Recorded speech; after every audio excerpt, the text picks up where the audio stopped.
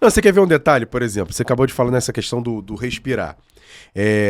A gente tem um processo que é muito legal de você assistir o jogo e tentar entender o contexto total.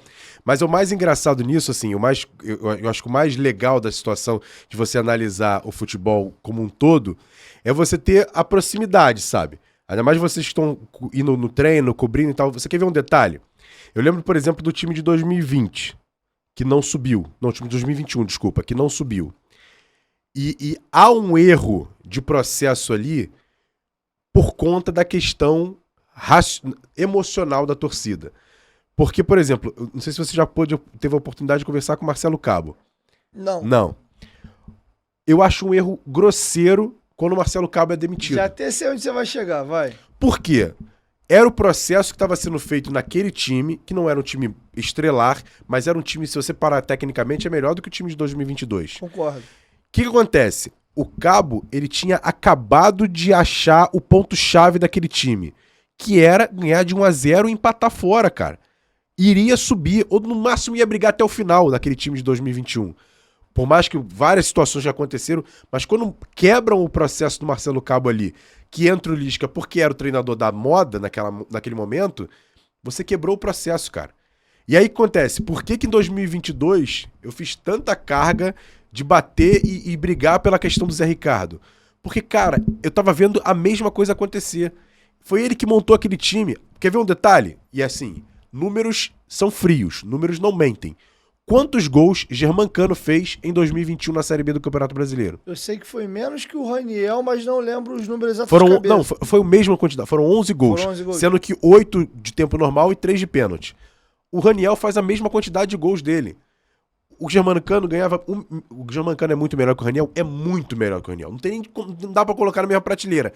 Mas para o que o Vasco precisava, o Germancano custava R$500 mil e o Raniel 100 mil. Com R$500 mil, você contratou Thiago Rodrigues, Edmar, Anderson Conceição, Yuri e o próprio Raniel. Você fez ali uma estrutura, era um time fraco tecnicamente, mas os caras com muita fome. Você já conversou com o Anderson Conceição, com o Thiago Rodrigues? Já. Cara, assim... Eu até brinco, tem uma pilha assim, eu chamo de Bernardo Careca, ele fica puto. Cara, são caras, assim, espetaculares, assim. São caras de você bater um papo. O Yuri, o próprio Anderson, o próprio Thiago, assim. O Thiago tem essas questões agora da renovação de contrato, o torcedor ficou puto com ele. Mas, cara, o que esse cara fez, principalmente no primeiro turno do Campeonato Brasileiro no passado... Sem ele, eu acho que não subia. Eu também acho. Lógico, teve a falha, teve a questão... Beleza, ok, passa. Mas pro que eles foram propostos de ser feitos, eles foram lá e colocaram o Vasco na Série A, cara. Eu vou complementar a tua análise. Concordo, mas só vou dar um pouquinho mais de informação na minha opinião. A grande cagada de 2021, eu lembro, o Vasco ganhando, mas tomando um sufoco desgraçado. Em casa, com confiança, 200 bolas no gol e 1-0. Pô, é um absurdo! E no papel, você olhava, o Vasco era de longe o melhor time no papel da Série B. Como é que tem que cagar 1 quilo pra ganhar do Confiança, tomando menos posse de bola, chutando 2, 3 bolas no gol? Gol do Vinícius, gol do MT. E aí a galera apertando, não pode jogar desse jeito. Nessa merda de não pode jogar assim, o Vasco demitiu o Marcelo Cabo pra trazer alguém que fizesse o time jogar.